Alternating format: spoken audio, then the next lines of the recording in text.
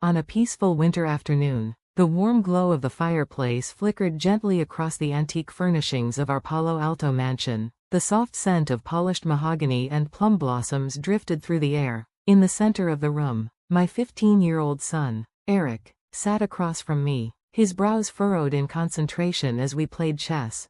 He tapped a finger thoughtfully against a rook.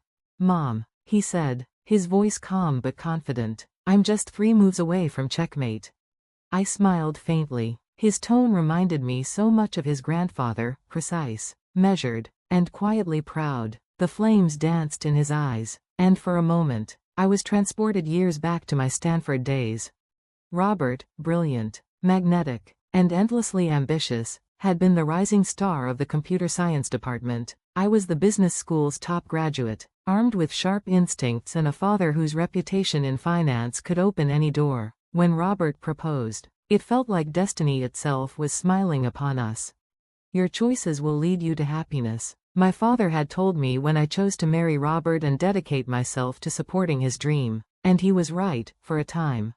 Robert's startup, Next Tech Solutions, had begun in our small apartment but grew rapidly into a Silicon Valley powerhouse. Together, we built an empire. Within 5 years, we owned a $15 million mansion, traveled on private jets, and became the kind of couple that appeared on business magazine covers. But what mattered most to me weren't the magazine spreads or the mansion's chandeliers, it was these quiet afternoons, Eric and I, surrounded by warmth and laughter, a world away from the noise of corporate ambition. He was everything I could have wished for, brilliant, kind, and perceptive. He had won a national mathematics competition the previous year, and his teachers often said he thought like a man twice his age. I saw my father's calm reason and integrity reflected in him. Yet lately, something had begun to shift. Robert's humility, the very quality that once drew me to him, had withered. He spoke to subordinates with arrogance, treated our family dinners as mere formalities, and carried the heavy scent of power wherever he went. The board had started to murmur, "He's losing his judgment. He doesn't listen anymore." 6 months earlier, my younger sister Jessica had joined Nextech's marketing department. She was vivacious, fashionable, and ambitious, too ambitious. Though she had grown up in privilege, she envied my life, the respect I commanded, the home I built, and the love I once shared with my husband. Company policy forbade office romances, yet she seemed to enjoy defying it, laughing too freely with younger employees, arriving at events draped in designer labels, her eyes constantly searching for validation. Eric had sensed something too. "Dad used to be different," he murmured one evening. His words lingered in the air like a quiet truth I didn't want to face. Even the household staff whispered behind closed doors, "Mr. Williams often stays late." One maid confided hesitantly, "But he's not alone. Miss Jessica, she's always there." I brushed it aside at first. Love, after all, required trust, and I still wanted to believe in ours. But the signs became undeniable. That winter afternoon, as I moved a knight across the chessboard, a sudden noise shattered our peace. The front door burst open with an echo that traveled through the marble halls. The sharp click of high heels followed, deliberate, confident, jarring. Then came the perfume, sweet, familiar, overpowering. Robert appeared in the doorway, his arm around Jessica. "Catherine," he said flatly, "we need to talk." The warmth from the fire suddenly felt suffocating. I glanced up slowly. My husband's once immaculate appearance looked off. His silk tie was crooked, his shirt collar wrinkled, his shoes, always polished to perfection, were dulled by dust. For the first time, I saw a man whose confidence had turned into vanity. Beside him, Jessica's expression was a mix of pride and fear. She clutched a $100,000 Hermes bag like a trophy. Her fingers trembled, betraying the unease beneath her bold facade. Robert's next words fell like ice. "I want a divorce. I'm starting a new life with her." The air in the room turned brittle. Even the flames in the fireplace seemed to hesitate. Eric looked up from the chessboard, still holding the white queen between his fingers. His young face remained calm, but his eyes, sharp and unwavering, were studying every detail. Jessica stepped forward, her voice shaking. "I'm sorry, Catherine, but I'm going to be the CEO's wife now." A small, hollow laugh escaped me. The same sister who had envied my life for years now believed she could replace it. She was wearing the illusion of victory, yet her eyes betrayed her panic. Robert's voice grew louder. "Pack your things and leave. Today." The words echoed, cruel and impatient. My reflection in the grand mirror across the room looked unfamiliar, yet composed. Beneath the shock, a quiet resolve began to form. Eric slowly rose. "Dad," he said softly, "that's impossible." Robert turned sharply. "What did you just say?" Eric met his gaze with calm precision. "Mom owns 51% of the company's shares." The silence that followed was suffocating. Robert froze, the blood draining from his face. The confident CEO, Silicon Valley's golden founder, suddenly looked small. The Rolex on his wrist glinted as his hand trembled. Jessica gasped and dropped her handbag, scattering expensive cosmetics across the marble floor. "What are you talking about?" Robert stammered. "That's not true. I'm the majority shareholder."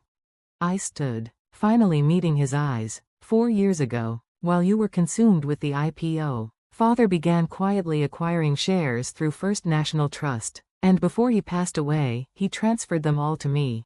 Robert stumbled back, his knees giving way as he collapsed onto the Italian sofa. His once powerful posture crumbled. Jessica sank to her knees, desperately trying to gather her scattered belongings as tears streaked down her face. Eric walked to my side, holding an old document, the one he had found in my father's study. "It's all here," he said. "The stock transfer. Grandfather signed it himself." Robert grabbed his phone with trembling hands. "Call the lawyers. Verify the shareholder list." His voice was hoarse, desperate. Within moments, the lawyer's muffled voice confirmed everything. 5.1 million shares, in the name of First National Trust, all transferred to Mrs. Catherine Williams 2 years ago. Robert's expression collapsed completely. Sweat streamed down his temples, his tie hung loose, his breath shallow. Jessica sat motionless, the mascara streaking down her cheeks. "Father told me something before he passed," I said quietly. "He said, use these shares when the time comes, not out of vengeance, but to protect what truly matters." The firelight flickered, reflecting off the tears on Jessica's cheeks. You can't do this," Robert whispered. "I built this company. And I protected it," I replied softly. "From you." For a long moment, no one moved. Outside, the winter wind rustled the plum blossoms. Inside, the once proud founder sat broken, surrounded by the empire he thought he controlled, now slipping through his fingers. Eric squeezed my hand. "It's checkmate, Mom," he whispered. A faint smile crossed my lips. "Yes, it is." And in that quiet, I realized something. This wasn't an ending. It was the moment everything began again. The winter checkmate. It was a peaceful winter afternoon. Outside, soft flakes of snow drifted lazily past the frosted window panes, blanketing the sprawling Palo Alto estate in a quiet stillness. Inside the grand living room, the golden glow of the fireplace danced over polished mahogany and antique furniture, a perfect balance of warmth and refinement. Across from me, my 15-year-old son Eric leaned over the chessboard, his brow furrowed in deep concentration. The crackle of burning wood punctuated the silence between our moves. "Mom," he said, his tone confident but gentle, "I'm just 3 moves away from checkmate." I smiled, watching his calm precision. It was remarkable how composed he could be, far beyond his years. The sharp intellect he'd inherited from his father and the patience he'd learned from me made him formidable, even at 15. As I waited for him to make his next move, my mind wandered back to another time, another version of myself. I was still Catherine Ross back then, a top business graduate at Stanford. My future was wide open, limitless, and Robert, the young man who would later become my husband, was already a name whispered across the computer science department: brilliant, driven, unstoppable. I could still remember that spring afternoon, just after graduation, when he appeared in front of the campus library with a small velvet box. His hands were shaking as he said, "Catherine, I can't imagine building a future without you." It was spontaneous, foolishly romantic, and completely sincere. My father, an executive at a major investment bank, had given his blessing with a smile. "Your choices will lead to happiness," he'd said, and I believed him. For years, I devoted myself to supporting Robert's dream, his tech startup, Next Tech Solutions. I handled the finances, the investors, and the early chaos. Together, we turned a tiny garage operation into a Silicon Valley powerhouse. With success came luxury, a $15 million mansion in Palo Alto, private staff, business class travel that soon became private jets. But despite the extravagance, my happiest moments remained simple, quiet family dinners, laughter in the garden, and afternoons like this one, playing chess with Eric by the fire. Eric had his grandfather's sharp mind and his father's confidence. He excelled in every subject and had recently won a gold medal at the Mathematics Olympiad. Watching him grow made me feel my sacrifices had meaning. And yet, lately, there was a shadow I couldn't ignore. Robert had changed. The humble, curious man I married was gone, replaced by someone who carried himself like a monarch rather than a leader. His words had grown colder, his patience thinner. I wasn't the only one who noticed. Senior board members at Next Tech had whispered concerns about his increasingly autocratic decisions. He listens to no one now. One of them had confided to me after a shareholders' dinner. The final sign came 6 months ago, when my younger sister Jessica joined Nextech's marketing department. She was beautiful, ambitious, and utterly reckless. She'd always admired Robert, perhaps too much. Soon, her visits to our home became frequent, her laughter with him a bit too familiar. Rumors began to circulate among the staff. One maid even pulled me aside, whispering, "Madam, Mr. Robert is staying late at the office, always with Miss Jessica." I tried to dismiss it, to believe it was all a misunderstanding. But deep down, I already knew. "Mom?" Eric's voice broke my thoughts. "Don't you think Dad's been acting strange lately?" His question struck like a stone dropped into still water. I hesitated, then forced a gentle smile. "Adults sometimes change, sweetheart, but whatever happens, we'll be okay." Before I could say more, the front door burst open. The heavy sound echoed through the marble hallway. Then came the staccato click of high heels, sharp, deliberate, unapologetic. The familiar scent of Robert's cologne mixed with an overpowering perfume that didn't belong in my house. When they entered the living room, my world fell still.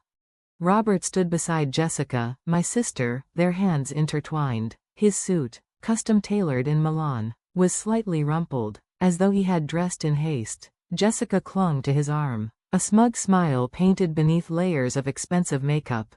"Catherine," Robert said coolly, "we need to talk." The warmth from the fireplace seemed to vanish. "I want a divorce," he continued. "Jessica and I are starting a new life together." For a long moment, I said nothing. My gaze moved between them, my husband and my sister, and all I could think of was the day he'd knelt under that blooming cherry tree at Stanford, promising forever. Jessica's voice was unnaturally bright. "I'm sorry, Catherine, but I'm going to be the CEO's wife now." She lifted her chin, trying to mask the tremor in her voice. Her Hermes bag, worth nearly $100,000, gleamed under the chandelier. I saw the triumph in her eyes, but also something else, insecurity. Outside, the winter wind rattled the glass doors. The maids froze in the garden corridor, their faces pale with disbelief. "Pack your things and leave," Robert ordered. "The lawyers will handle the settlement." That was when Eric stood up, the white queen still clutched in his hand. His posture was calm, deliberate, his young mind already working 3 moves ahead, just like in chess. "Dad," he said quietly, "that's impossible." Robert frowned. "What do you mean, impossible?" "Because Mom owns 51% of the company's shares." The words hung in the air like thunder before a storm. Silence swallowed the room. Even the fire seemed to stop crackling. Robert's confident mask shattered. His eyes widened, his hand trembling around his $7 million Rolex. Jessica's bag slipped from her grip. Expensive accessories spilled across the marble floor, the sound sharp, humiliating. "That's impossible," Robert whispered. I rose slowly, my composure unwavering. "No, it's true." Eric brought a yellow document from the study, a stock transfer certificate in my late father's handwriting. 4 years ago, I explained softly, Father began acquiring shares quietly through a trust bank. Before he passed away, he transferred them all to me. Robert stumbled backward onto the Italian sofa. Jessica's breath hitched as her face crumpled, tears cutting black trails through her perfect makeup.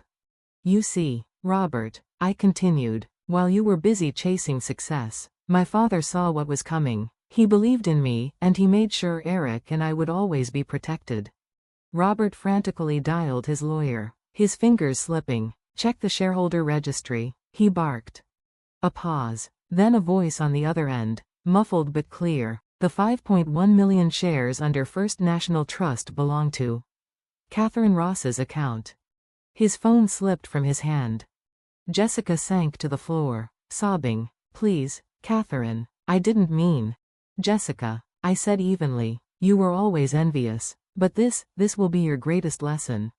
Robert buried his face in his hands. I sold my shares for the yacht, the private jets, I thought.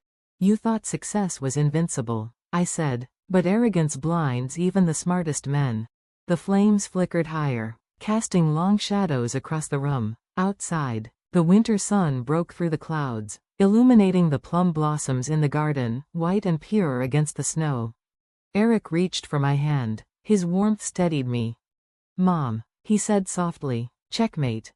I smiled faintly. Yes, my dear, checkmate.